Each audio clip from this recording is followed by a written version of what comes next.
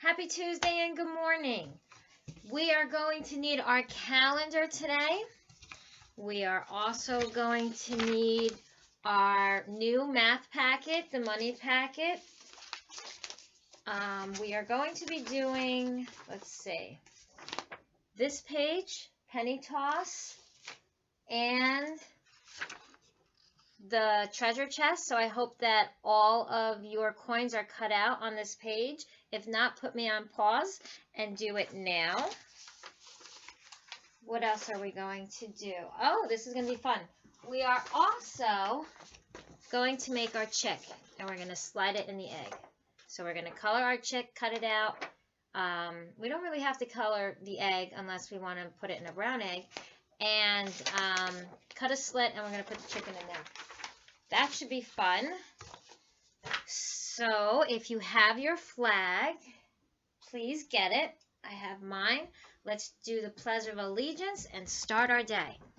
I pledge allegiance to the flag of the United States of America and to the republic for which it stands, one nation, under God, indivisible, with liberty and justice for all. Good job.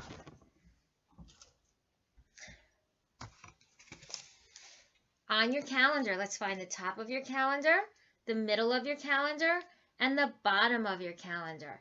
What information do you have on the top of your calendar? What month is it? Find the month. Touch the month.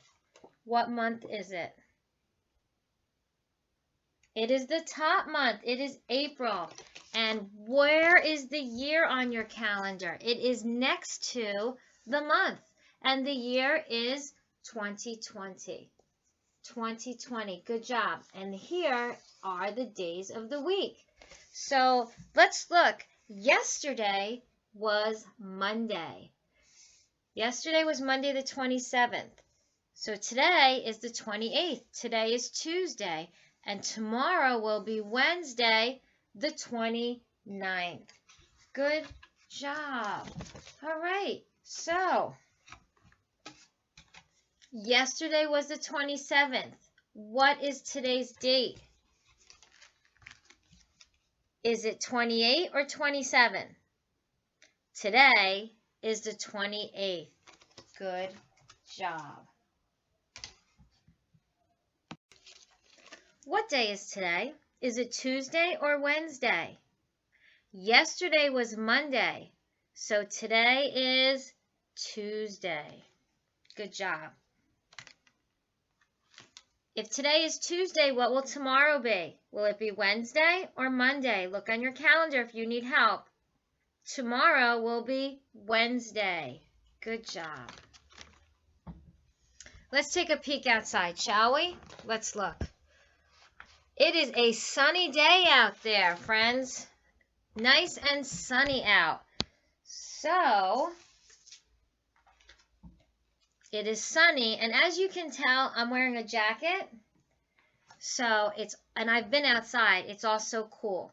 It is sunny and cool outside today. So if you're going to go outside for a little bit, get some fresh air, make sure you're wearing your jacket. What season is it? Is it summer or is it spring? It is spring. Everything is blooming. It is spring. Who remembers what month April is? What number does April have? Is it the 4th month of the year or is it the 3rd? If you guess the top one, number 4, you are correct. April's special number is 4. You guys are awesome.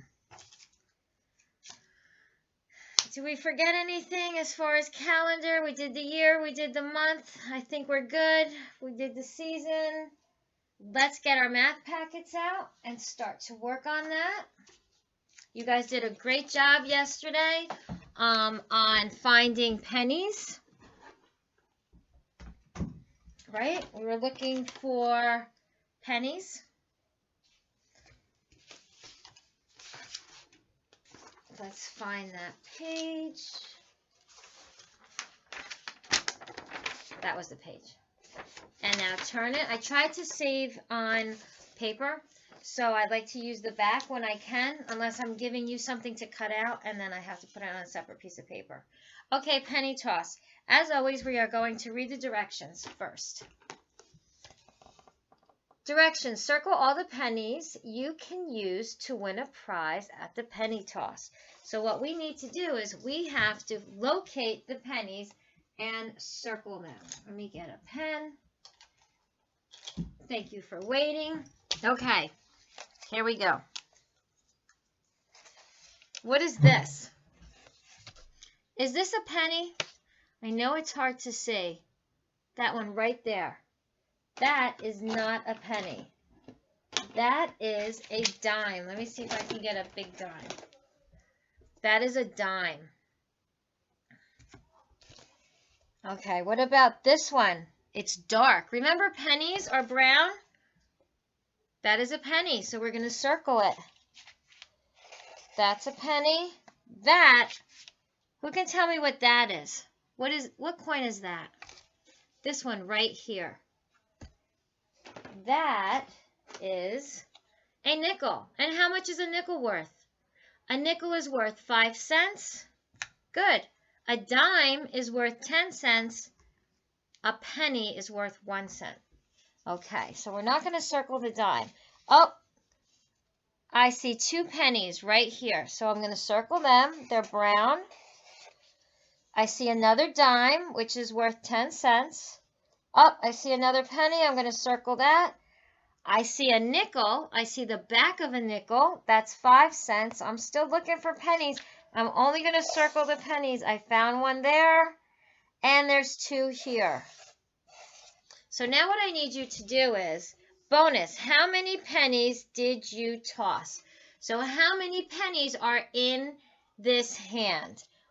1, 2, 3, 4, 5, 6, 7. There are 7 pennies. Let's double check. 1, 2, 3, 4, 5, 6, 7. Great job. You did a great job with that worksheet. Now we're going to move on to the next worksheet, which is the treasure chest. Directions. Put all the pennies in the treasure chest. Say that 5 times. Okay, so again, we are looking for pennies, and we're only going to put the pennies in the treasure chest. Now, you should have the coins that you cut out. I cut mine out. And let's see, what are we going to start with? Is that a penny? Nope, it's a nickel. It's worth 5 cents, so we are not putting it in the treasure chest. Is that a penny? Nope, it's a dime. A dime is worth 10 cents. We're not putting that in the treasure chest.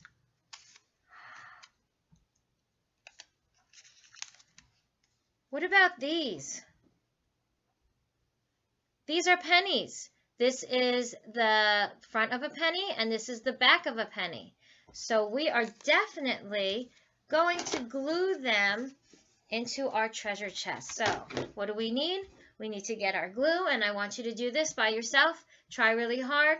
Maybe mom or dad can loosen the lid for you a little bit, but I really want you to be able to grasp it and pull it. And then take the bottom and turn it away from you. There you go.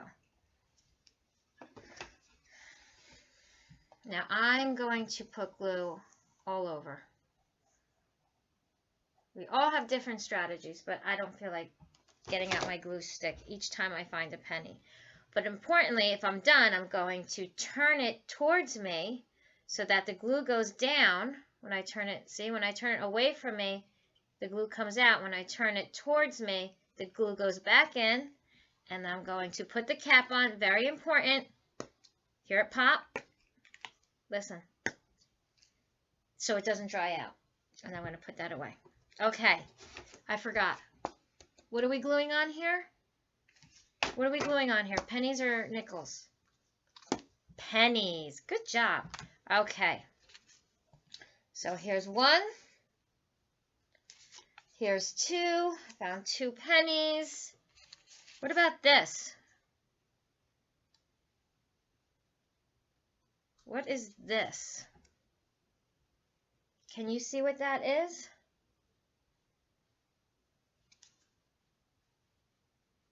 I think it's a quarter. I can't even tell. For our purposes, it's going to be a quarter. I think it's a quarter. Huh. Is that a quarter? I cannot see. Well, it's not a penny. I can tell you that. We're only looking for pennies. What about this one? Let's put that. That's a penny. That's a penny. And that's a penny. All right, let's see. Did we get all the pennies? Let's count. How many pennies are in our chest? 1, 2, 3, 4, 5. There are 5 pennies. So we have 5 cents in our chest. Now I have a question for you, and I know you guys are going to get this right because we've been working hard on it. There is a coin that is worth the same as 5 pennies. What coin is worth the same as 5 pennies? Is it a dime or is it a nickel? Touch the coin that is worth 5 pennies. Great job! You found the nickel. The nickel is worth 5 cents, which is the same as 5 pennies. Excellent. Good job. Okay, moving right along. You guys are doing so well. I would like you to get your chick paper out and your egg. And I'd like you to color it if you have not colored it. I'm going to give you a little inspiration, give you a little idea. Maybe you can make it a Barn Builder chick or an Australope. Let me see if I can find the chicks, and then you can look at the colors and maybe make that chick. Let me go get them. So if you want your chick to be a Barn Builder, it's going to be more brown. Different shades of brown. Look how big he's getting. Hello. Can you see? He is different shades of brown. Let's see his wing. I know they're getting so big. Let me put him on the desk. Whoa, I know. He's just a little scared. And look at his wings. Can you see? All different colors of brown. Okay, so that's the Barn Builder. And let's see how the Australope differs. Okay, now this is the Australope, and he has a lot of black on him. Let me see if I can show you his wing. Okay, little guy. Let's see. Let me tilt him. I know. You want to go with your friends? So he's yellow. That's what his wings look like. He's got a lot of white in him as well. Let's see. Oh, he wants to fly away. So he's yellow, black, and white, where the Barn Builder is really mostly brown. So depending on the chicken, there are chickens that lay brown eggs and chickens that lay white eggs. The 2 chicks that I showed you, the Barn Builders and the Australorps, they lay brown eggs. Cool, right?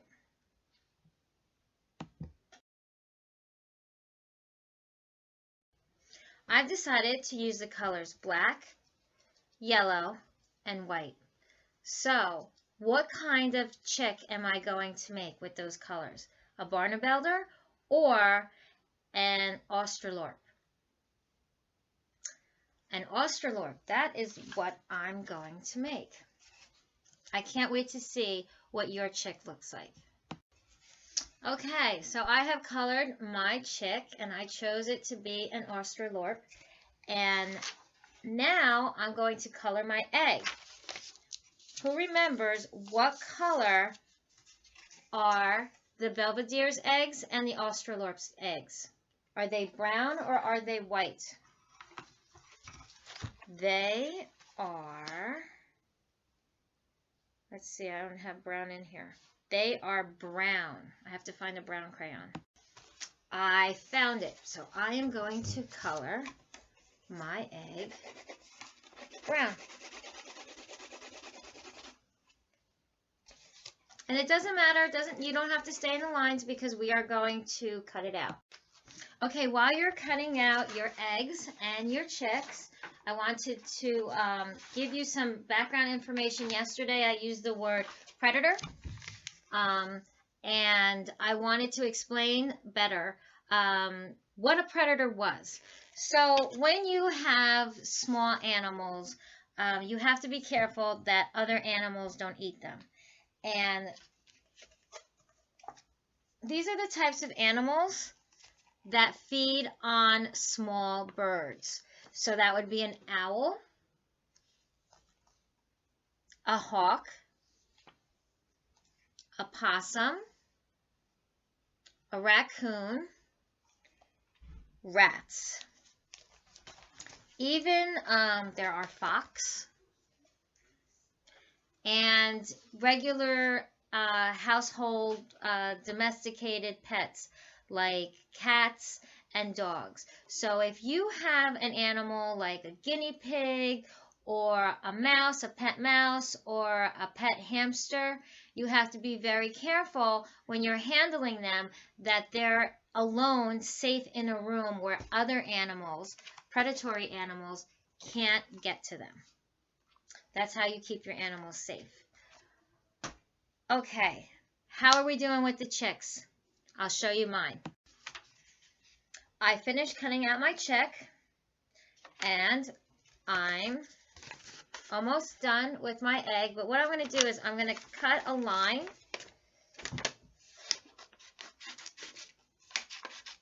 I'm going to go from the middle and out, but I'm not going to go all the way. I'm going to leave like an inch, half an inch space at the other side. And then I'm going to see if this works. I'm going to try to slip the chick, make like a little pocket, and slip the chick right in there. You can glue it or not. And after 21 days, the chick comes out of the egg. Great job. Okay.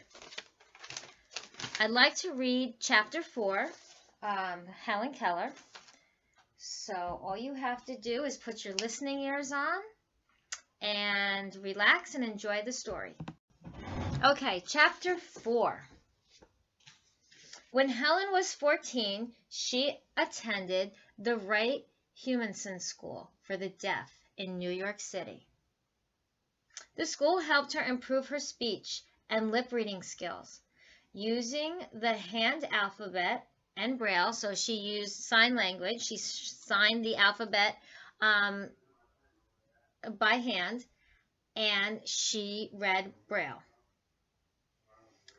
Using the hand alphabet and Braille, Helen also learned German and French. Wow! She used she learned two different languages using Braille and sign language. But that was not enough for Helen. She had a new goal. Helen wanted to go to college. She wanted to study with students who could see and hear. For 3 years, Helen worked hard, very hard, to prepare for the entrance exams. The tests were copied into Braille so that Helen could read them. She worried that she might not pass. Every student worries about not passing a test. That's very, very normal. And some people don't, and that's okay. There'll be another one. You just have to try harder. She worried that she might not pass. Then one day, a letter with the good news arrived.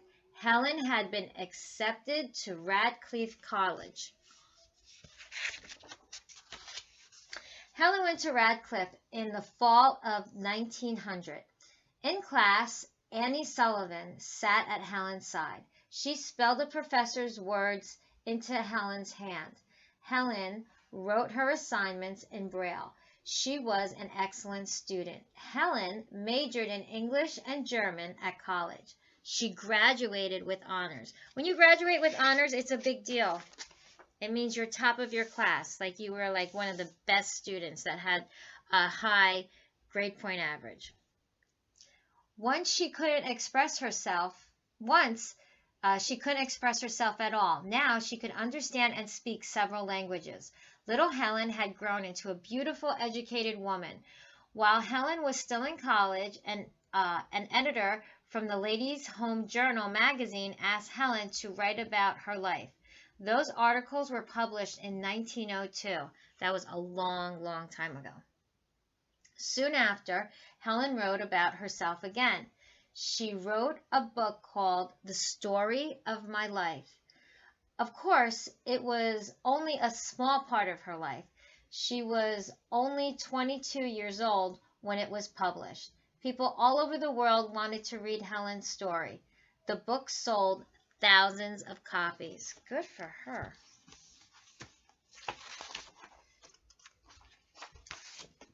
So tomorrow we will read chapter 5. You did a great job today. We did a lot of work, and I'm really proud of you. Try to get some sun, help your parents, do some chores, be positive, and have a great day. See you tomorrow.